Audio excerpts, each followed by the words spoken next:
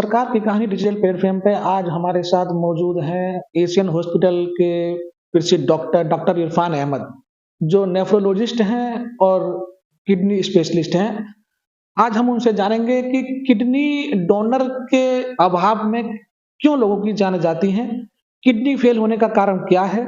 ऐसे कई सवाल आज हम उनसे जानेंगे। डॉक्टर साहब, आपका स्वागत है हमारे चैनल में। थैंक्स थैंक्स सरकार की कहानी चैनल जिन्होंने मेरे को मौका दिया पब्लिक के सामने आने की किडनी की समस्याओं को लेकर। डॉक्टर साहब, सबसे पहला सवाल हमारा आपसे ही रहेगा, किडनी की समस्या को लेकर अगर कोई मरीज़ आपके पास आता है, तो उसका ट्रीटमेंट क्या रहता है? देखिए, किडनी की समस्या कई तरह की होती है। अगर हम मेजर क्लासेस करें किडनी की, तो किडनी की बीमारी को हम 2 मेजर क्लास में डिवाइड कर सकते हैं। एक किडनी की प्रॉब्लम होती है जिसको एक्यूट किडनी इंजरी कहते हैं, जिसमें टेम्पोररी प्रॉब्लम होती है, और एक होती है क्रॉनिक किडनी डिजीज, जिसको पहले क्रॉनिक रीनल फेलियर भी बोलते थे। सो डिपेंड करता है कि एक्यूट किडनी इंजरी का क्या रीज़न है, क्रॉनिक किडनी डिजीज का क्या रीज़न है, और उसके रीज़न के अकॉर्डिंग हम ट्रीटमेंट करते हैं। डॉक्टर साहब, किडनी फेल होने का सबसे बड़ा कारण क्या है? देखिए, एक्यूट किडनी इंजरी की बात करें, जहाँ पे किडनी में जो है टेम्पोररी समस्या आती है, उसका जो सबसे मेन रीज़न है वो है डिहाइड्रेशन। जहाँ पे कभी-कभी बहुत डिहाइड्रेशन हो जाता है। सपोज़ किसी को एक्यूट गैस्ट्रोएंटेराइटिस हुआ और उसमें वाटर का लॉस हो गया बहुत ज़्यादा। ऐसे कंडीशन में किडनी में जो ब्लड का सर्कुलेशन होता है, परफ्यूज़न होता है, वो कम होता है और वो किडनी उसमें टेम्पोररी प्रॉब्लम आती है। इसके अलावा एक्यूट किडनी इंजरी की जो प्रॉब्लम है वो सेप्सिस रिलेटेड होती है, जिसमें बॉडी में कोई बहुत सीवियर इन्फेक्शन हो। सो इस सिनेरियो में भी किडनी के अंदर ब्लड का ट्रांसफ्यूज़न, ब्लड का परफ्यूज़न कम होता है। बहुत सारी मेडिसिन्स हैं जिनका साइड इफ़ेक्ट होता है। इसमें बेसिकली एक्यूट इंटरस्टिशियल नेफ्राइटिस होता है। बेसिकली एक्यूट इंटरस्टिशियल नेफ्राइटिस में जो गुर्दे की प्रॉब्लम होती है, किडनी में प्रॉब्लम होती है, उसमें यूरिन आउटपुट मेंटेन होता है, जबकि उसमें जो टॉक्सिन्स का एक्युमुलेशन होता है, यूरिया क्रिएटिनिन, वो इंक्रीज़ करते जाता है।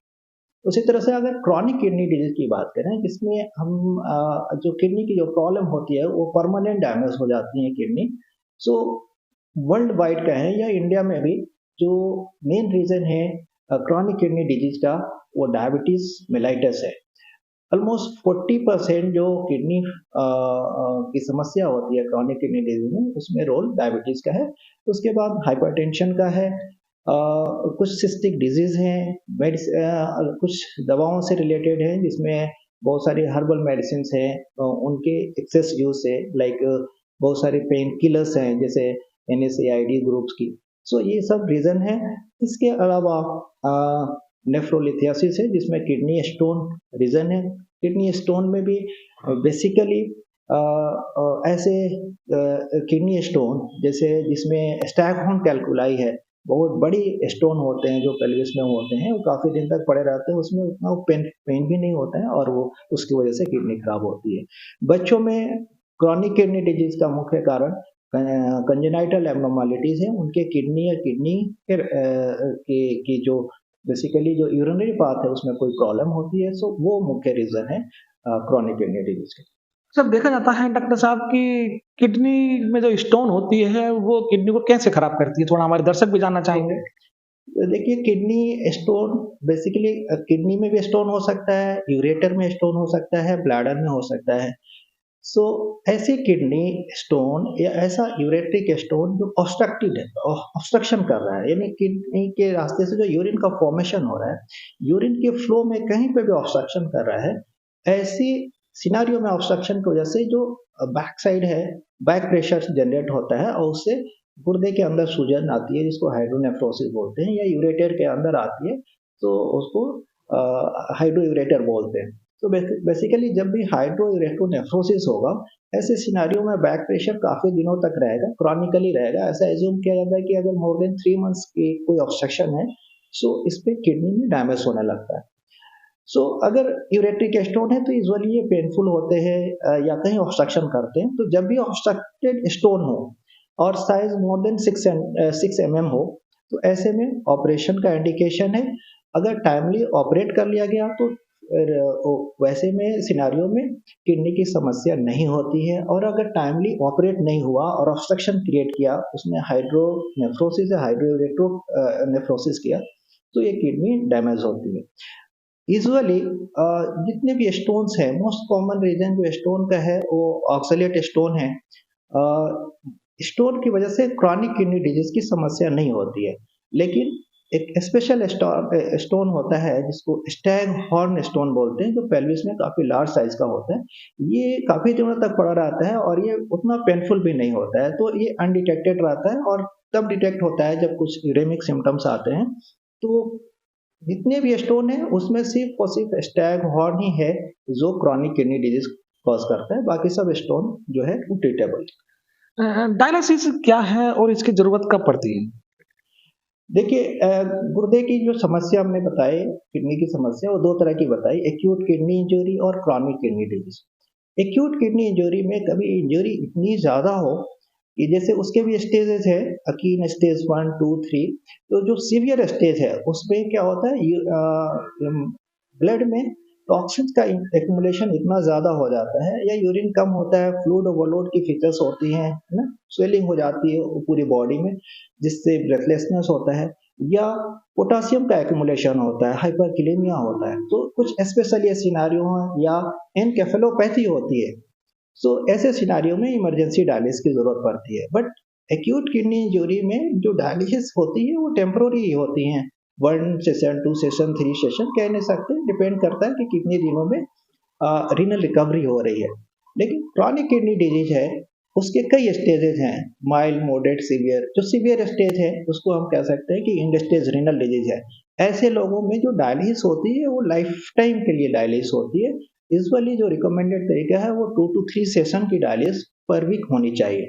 सो ऐसे लोगों को लाइफ टाइम डायलिसिस पे रहना पड़ता है। डॉक्टर साहब, एक सबसे बड़ा अहम सवाल हम आपसे पूछना चाहेंगे कि किडनी ट्रांसप्लांट कब कराई जाती है और कौन-कौन लोग किडनी अपनी डोनेट कर सकते हैं?